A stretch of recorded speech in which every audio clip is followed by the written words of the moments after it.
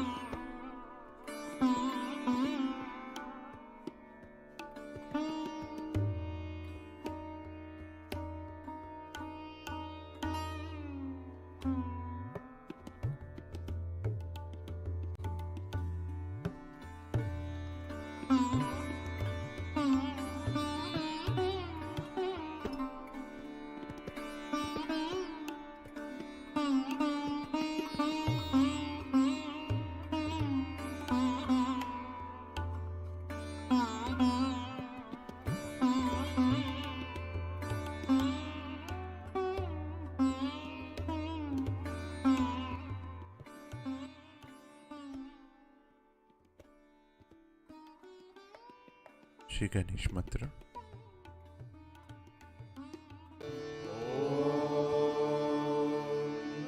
त्वमेव साक्षात् श्री गणेश साक्षात् श्री आदिशक्ति माताजी श्री निर्मला देवे नमो नमः।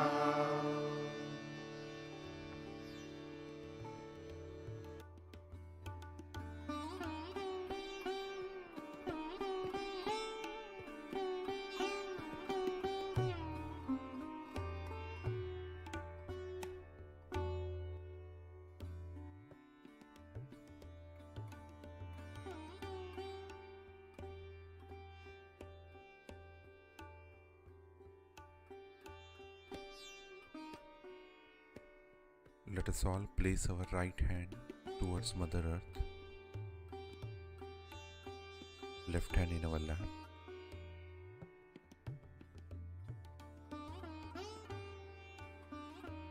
And let us pray here. Shri Mataji,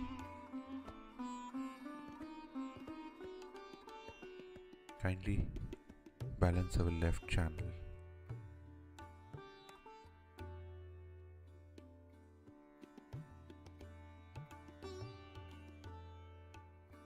Shri Mataji, kindly take away all the lethargy, all the thoughts from the past into the earth element.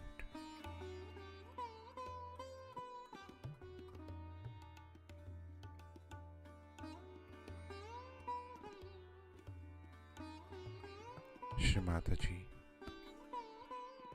kindly help to establish the power of pure desire within us.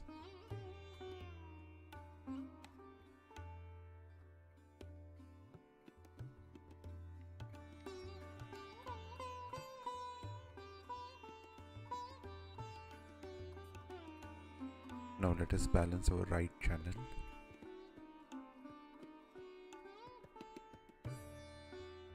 With our left hand towards the sky.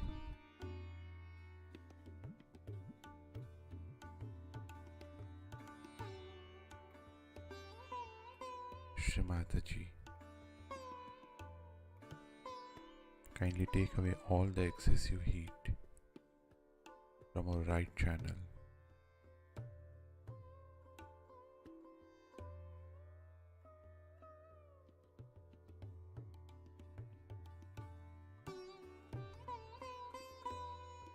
Shri Mataji, kindly establish the power of pure attention within us.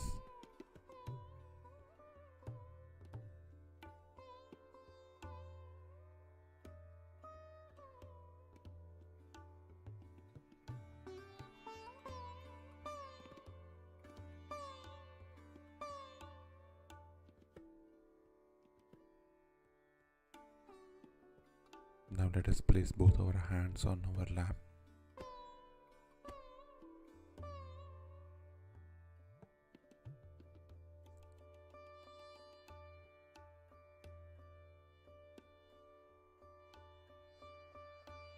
Shimataji, kindly bring us all into complete balance and help us to stabilize our attention on our Sahasrar.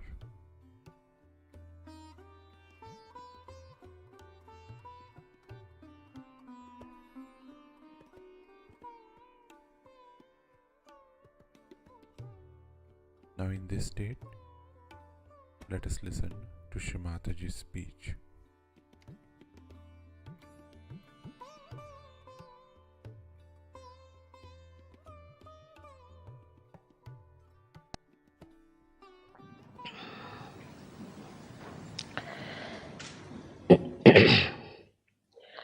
Today we are celebrating in Switzerland the coronation of Sri Rama on Dashera Day.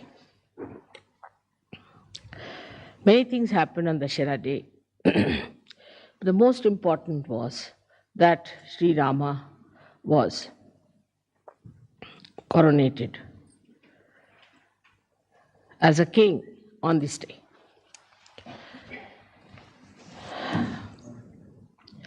He also killed Ravana on this day. Many may say that how can it be he killed Ravana and he was coronated on the same date. In those days in India, we had supersonic aeroplanes. And is a fact. And the aeroplane's name was Pushpak, meaning the flower. It was called as Pushpak and it has a tremendous speed. So after killing Ravana, he came to Ayodhya with his wife, and that was the day he was crowned. On the 9th day, he worshipped the goddess to get strength, Shakti for his weapons, and the 10th day, he killed Ravana. So you can imagine how much advanced people were there at the time of Sri Rama and his kingdom. The reason was the king was an incarnation. Also, he was a benevolent king, as described by Socrates.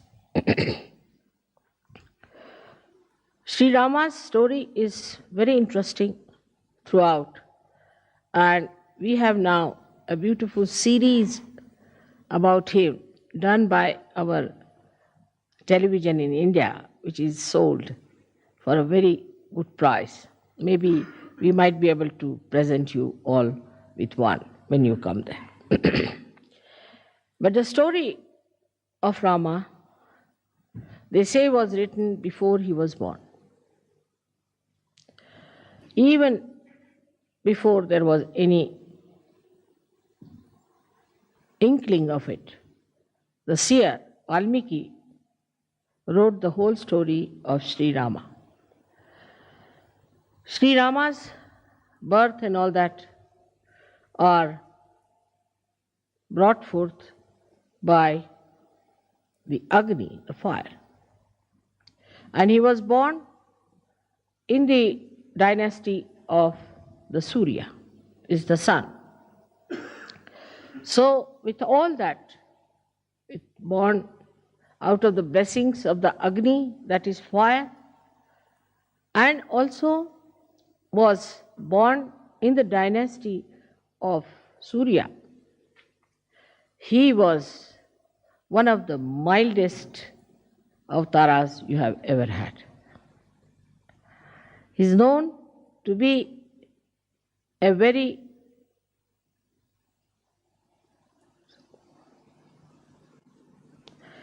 English language, formal person, in the sense, Sankoch, that he would go to any extent to bear upon himself the problems than to tell others to do something.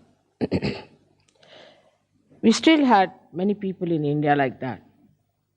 Like we had one Prime Minister, Lal Bahadur Shastri. And if he was sitting in the room and there are people sitting and this electricity was on somehow, say by light or something, and he wants to put it off, he would not ask anyone to put it off.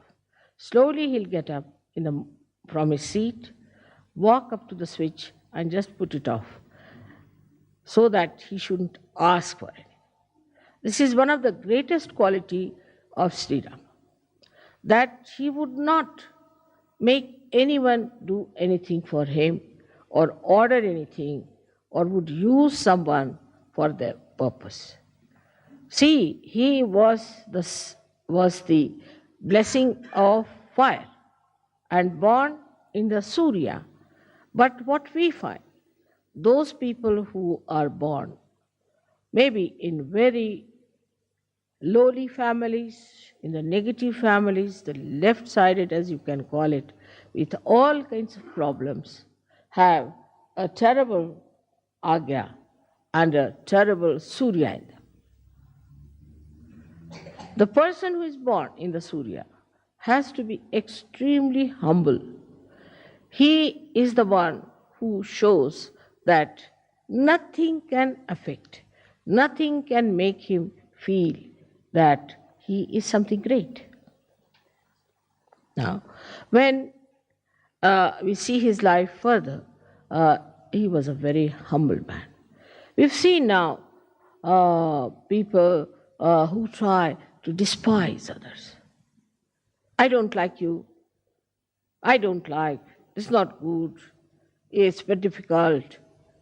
It's a sign that such a person is extremely low in character. Has no character at all, but is low in character. Anybody who has any character is shown by the tolerance he has of other people.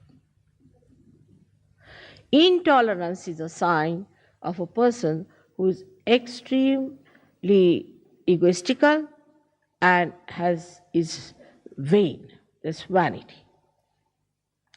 Sri Rama was so much loved by the people where he ruled in that state, and he had the most beautiful wife of the most venerated father Janaka, and who was the beloved son of his father. But he was such an humble man that in all his character you see the beauty. Like he was going by a little boat when he went for his exile. And the one who was taking him was an ordinary boatman. And the boatman was feeling very much upset that he's sitting before the king of Ayodhya and he doesn't have proper clothes. So Sri Rama, who was himself, was wearing nothing but valkalas, are the clothes which are worn by the village people or worn by the people who live in the primitive areas, only kind of leaves that they have. He had to wear that because his mother, the stepmother, asked for that kind of a boon from the father. And then Sri Rama just told him, "Why are you worried? I'm wearing this, I'm no more a king. I'm sitting before you like this. You should be quite comforted. And I really don't know how to steer the boat, while you know how to steer the boat. So why should you be worried?" Like that, he kept even the people who we would call as low in society at a very high pedestal. Which shows that he respected human beings. He himself is called as Maryada Purushottama. Means he was the one who knew how far to go with someone, Maryada, how to talk to someone, how to approach someone. While we find people who misbehave, even with their husbands, with their wives, with their children, with everyone, uh, and also outside, they're about to jump on others. That's absolutely against Rama. It's like Ravana. Even Ravana was not like this. He was also of not that nature, because he had certain dharmas within him. He was a realized soul, but he had become a Rakshasa because he became arrogant. But even his arrogance cannot be matched with many modern people and modern girls and men that I hear and see, that it is surprising they have really surpassed Ravana. Ravana only had 10 heads, but sometimes I feel that the modern men might have, or the women especially, might have 108 heads. The arrogance, the amount of expression of hatred is so ridiculous and makes a person look so useless. But I see such people very common, and in Saj Yoga also they crawl somehow. Actually, such people are absolutely despised by God Almighty. You go further with his life. See, he went and into the village where a very old woman who was belonging to the primitive class of Bhils had very few teeth, and she brought some fruits, little fruits we call as pear. And she brought and gave it to him. That's Sri Ram. You see, I have got these for you. I don't have anything else. And these, I've tested all of them. Actually, in India, if you put in the mouth, it is uttishta. Nobody will touch it. But she says, I've tested all of them by piercing my teeth into it, and I've seen that none of them are sour. Sri Rama didn't like sour fruits, she knew. So none of them are sour, and you can have them. I mean, in a way, if it is done to somebody in the West, they will hit you hard. Immediately, Sri Rama rushed forward and took the beads from her hand, kissed her hands, said, all right, I'm going to have them. With such enthusiasm, he ate them. So Lakshmana was a little angry at that lady. What's this going on? So Sita ji said, oh, do you like them very much? She said, yes, but I'm not going to give you anything. She said, no, I'm your half body, you have to give me. So he gave some to Sita ji. So Sita ji ate, what a thing. It's like nectar of heaven I'm eating. So Lakshmana felt very jealous.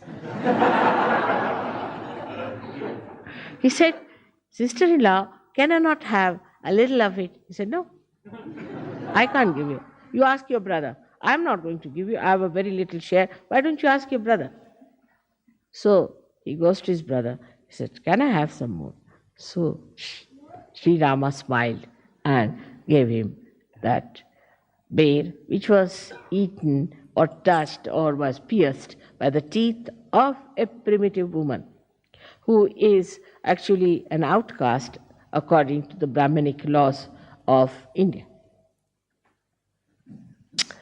The sweetness of Sri Rama, the way he used to make people feel comfortable.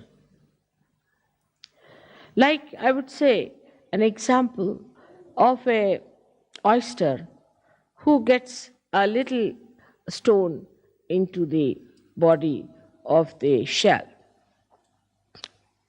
takes out a kind of a shiny liquid and covers it with that shiny liquid and makes it into a pearl to be comfortable. Now, he didn't want his own comfort. Rama a little bit different, that he wanted to make everyone into a diamond or a pearl so that the other person would shine and would look nice. And that's how he felt comforted. His qualities, if you have to imbibe, first of all, we have to understand the innate situation of Sri Rama. Sri Rama is placed on the right hand side of your heart. Right hand side, right heart. He is placed there. Now, in a human being, there is no right heart. If you tell somebody there's right heart, they say, what? There are 2 hearts or 3 hearts? In our Sahaja Yoga, we have 3 hearts. One is the left, another is the right, and one is the center. Now, the right heart is a very important thing. The right heart looks after the whole lungs, both the lungs, or the throat, the trachea, the nose, the inner part. The outer side is looked after. We can say the features are given by Sri Krishna. But the inner part of it is all done by Sri Rama. They are the same. But one acts as in the inner part, the another as the outer part. It gives you the ears. From the inner part, Sri Rama does. He gives you the eyes in the inner part of the eyes. Now, it's so important to have the inner side all right and the outer side. Is an example of Sri Rama. He never cared for the outer side or the outward looks of a person. Because he came before Sri Krishna, he tried to build up the inner side of a human being. So we can say, though he is on the right heart, he acts through your Hamsa Chakra and partly through your Vishuddhi Chakra in the inner side of it. Because Sri Krishna, in the inner side of it, is Sri Ram, is Sri Vishnu. So, when somebody is, say, not good looking according to the Western standard, according to me, the Western standards are rather funny. Because Western standards don't look like, neither like Krishna or Sri Rama. The person like Sri Rama was a very healthy, tall person with his hands up to the knees. Ajanubhav. He is the one who has Ajanubhav. And he was plump. Both of them were plump. They had to be plump people because they were, though they were born of the Agni, he was born of the Agni, but the water is the main element of Sri Vishnu. So they were all plump people. They were not thin like sticks, as today's modern ideas are, to be thin like sticks and like TB patients. But it doesn't mean all plump people are good. We always logically think that plump people are, if mother says so, then plump people are good. It's not the point. The inner side of it, I'm saying. The inner side of it is just the opposite. Inner side of it is absolutely beautiful and absolutely full of love, affection, and warmth. A person who doesn't have these things is a sign of a person who is not a Sahaja Yogi, first of all. A person who is very loud, talks loudly, speaks loudly, laughs at wrong places, must be half mad, but cannot be a Sahaja Yogi. See, the softness of Sri Rama goes to the extremes where I call the Sankocha, the formality, the formal. But it is the English language, formal is not the word, Sankoch. He was once uh, when he was fighting Ravana. He was taking out with his arrow his 10 heads one after another. And if he took out one, then took out the second, the first one would come back. So because he had a kind of a blessing that nobody can kill him by hitting him on his head. So Lakshmana says, you know for definite that this Ravana cannot be killed by hitting on his head. So why don't you hit him in his heart? So he said, the reason is this, that just now in his heart is Mahalakshmi, the Sita. Sita is sitting in his heart. And how can I hit him on his heart? Because she's there, she might be hurt. So what's the use of hitting on the head, he said. He said, because once I start hitting him on the head fast, his attention will go there. As soon as his attention will go into his head, then I can hit him on his heart. See the sankoch. See the sankoch, the way he talked. Now we have, see now what's wrong with you? Why are you all the time smiling and like that? Why can't you keep quiet? What is there to smile about certain things where you don't have to smile? Keep quiet. Now, then what happened? That he was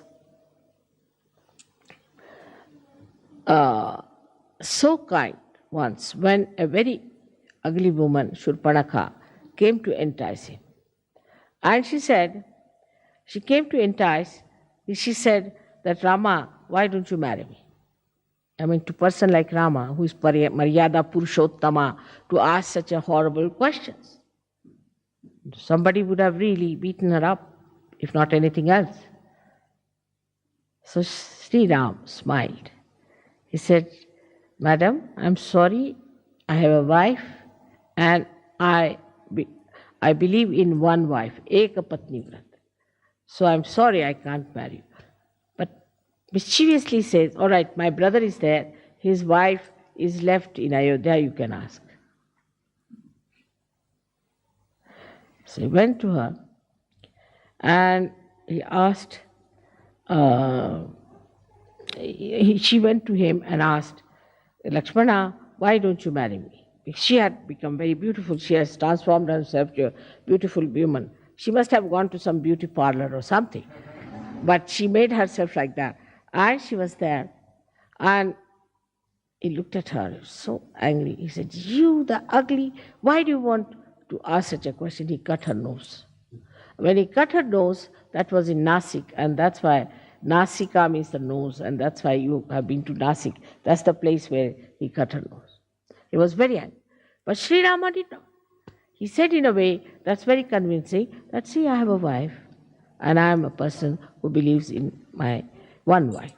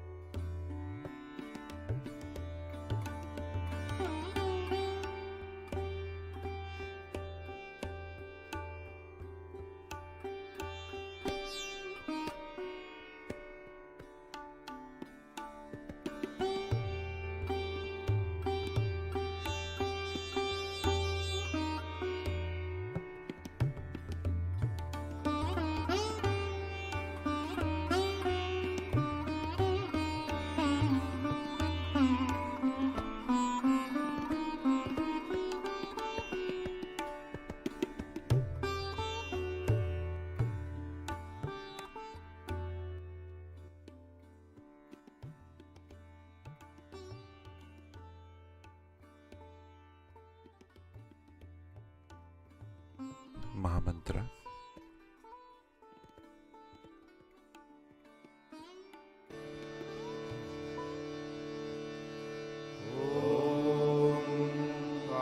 त्वमेव साक्षात् Shri Mahalakshmi Mahasaraswati Mahakali त्रिगुणात्मिका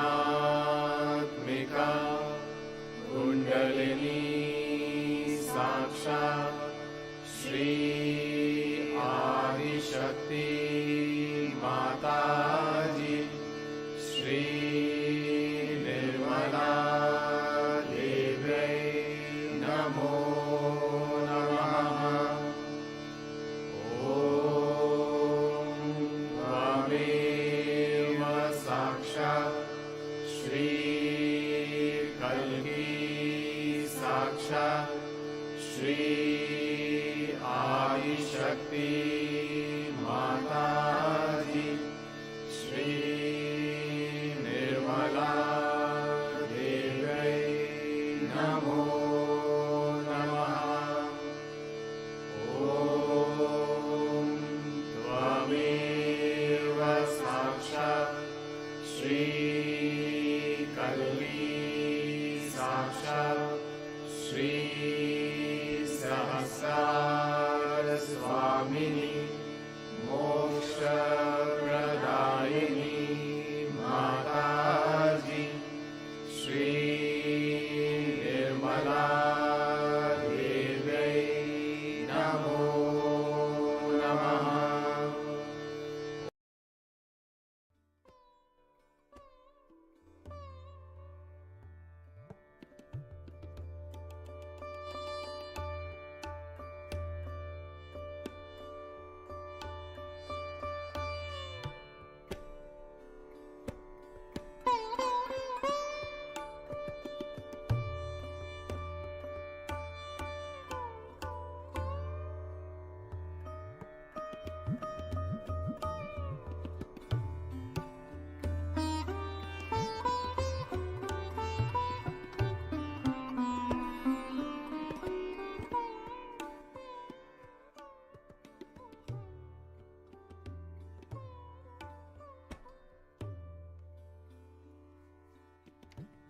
Thank you, Shimataji, for blessing us with this beautiful morning meditation. Let us all bow down to Shimataji, raise our Mother Kundalini, and put Bandhan.